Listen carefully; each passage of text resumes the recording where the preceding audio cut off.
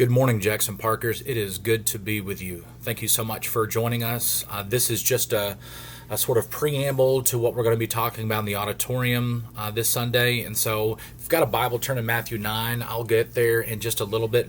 By way of announcement, just wanted to mention about Miss Janice Glasscock, who passed away. Already missing Miss Janice. And so, just wanted to give you and sort of I know it's in front of you with a bulletin, but she'll be at Anderson and Garrett Funeral Home there in Jolton, Tennessee. Visitation is Sunday today from 4 to 7, and also visitation will be Monday from 10 a.m. until the service at 11 a.m. And so again, visitation is 4 to 7 Sunday today at Anderson and Garrett Funeral Home in Jolton. And then it'll also be visitation will also be 10 a.m. to 11 a.m. with service immediately following at 11 a.m. there at Anderson and Garrett in Jolton. And so our hearts are heavy with that. Having said that too, we will not have this afternoon the 4 p.m. Zoom because most of us will be visiting the family there in Jolton. So just keep her in your prayers, keep the family in your prayers, and our hearts are heavy. And so, having said that, let's jump to our context in Matthew chapter 9. Matthew 9 is a context where Jesus is calling his disciples. He is calling them to be a little bit more intentional about following him, and then in turn helping others to follow him as well. One of the things that's been heavy in my heart, that's been lacking in my practice, has been discipleship. I don't know about you guys, but COVID has thrown me for a loop in a lot of different areas in my life, in my spiritual life, emotional, physical, all those things. And something that is, I think, bleeding right now in my own journey is my lack of discipleship, my lack of leading others. And so what I mean by discipleship, it used to be a Christian buzzword many years ago. But the term simply means, for me, it means first, you are following Jesus. You are disciplined. You are following his words, not only the Sermon on the Mount, but all of his teachings, all of the teachings of Paul and others who share a word from God, and following him. But then in turn, you're helping others to do the same thing. Whether that's through intentional conversations with people, cups of coffee, and an open Bible, and a heavy heart, and open ears, or it's not so intentional, but you're living your life in a way that helps others to see Jesus. You're manifesting Jesus. You're showing Jesus in your life that others in turn are seeing as well.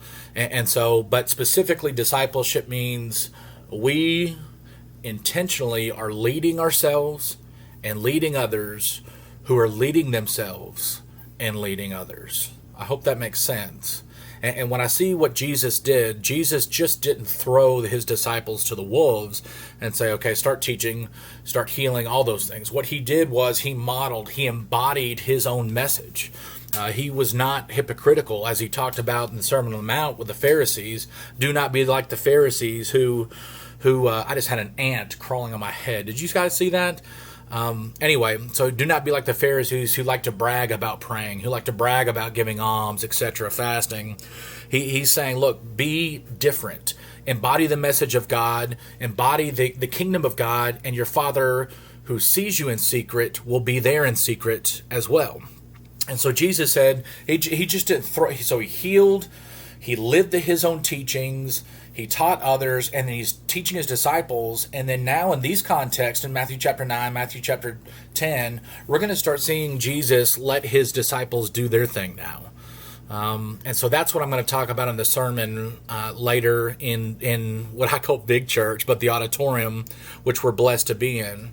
But I wanted to preface that message, a little preamble, if you will, with this conversation right before the context that I'm going to be speaking about in Matthew chapter 9, verses 35, which I'll speak about in the auditorium. But I just wanted to read right before there's a little story that I think is powerful. All right. So Matthew chapter 9, verse 27 through 31. Matthew records this. And as Jesus passed on from there, 2 blind men followed him, crying aloud, "Have mercy on us, Son of David." So immediately, when you hear Son of David in Scripture, that is a key to the messianic rule and reign of Jesus. Okay, it's not it's a title that shows the succession of line, the waiting of the Mashiach, the waiting of the reign and rule of the Messiah to come and to rule. And so this title, Son of David, is not just a simple title by happenstance. No, it's specific. He is King Jesus. So these blind men know this. So they said, "Have mercy on us, Son of David." When he being Jesus, verse 28, entered the house, the blind men came to him, and Jesus said to them, "Do you believe that I am able to do this?" Why do you think he said that? Do you believe I'm able to do this? You guys ever, in your process of leading others, in your process of trying to show people the way of Jesus, do you guys ever wonder if all what you're doing is just an incredible waste of time? Do you guys ever wonder if this whole effort in following Jesus is just a farce? I think Jesus wants committed followers. And commitment, we shouldn't confuse commitment with absolute perfection and knowledge.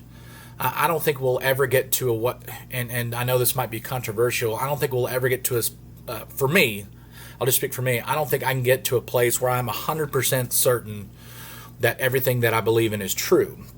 Now with Jesus and with God, that I believe in that, and I think it's true, and I hold on to its truth. But I think what Jesus is doing here, I don't want to say is sizing up, but maybe he's just wanting to know these folks' commitment. Are you committed? Do you think what I'm doing is just for show? If it is, then I'm incredibly wasting your time. And so and that's my take on this. He said, "Do you believe that I am able to do this?" They didn't hesitate, or at least Matthew years later remembers this story and says, okay, they didn't hesitate. And so they said, "Yes, Lord." Then he being Jesus, touched their eyes, saying, "According to your faith, be it done to you." This is from the ESV, by the way. And their eyes were opened. And Jesus sternly warned them, "See that no one knows about it." But, verse 31, they went away and spread his fame through all that district. I don't know how long, it doesn't tell us how long they've been blind, whether it's been through birth, or since birth, or whether it was onset somehow. Maybe they lost it for some reason, from an accident. I don't know. I'm trying to just remember and make sure that they weren't born this way, but I don't see that. And nonetheless, being blind, I imagine there's some folks who are blind in this world who do a lot more than I do and are a lot more capable than I am. But it is a handicap. It is a struggle. And so they believed that Jesus could do this, and because of their faith, because of what they were doing, Jesus healed them. And the important thing that Jesus said is, don't tell anyone about this. Don't tell anyone at all. In Mark, you get more of this, but there's this idea of the messianic secret. He's not wanting anyone to know about this until the proper time for them to share this. But I love what Matthew says here in the context. Matthew says this, and in sharing their words, but they went away and spread his fame throughout all the district. It's like, don't tell anyone that I did this. And they're like, okay, we won't, whatever. This is so amazing. I mean, think about that. How are people going to look at them and they're going to say, okay, how can you see now?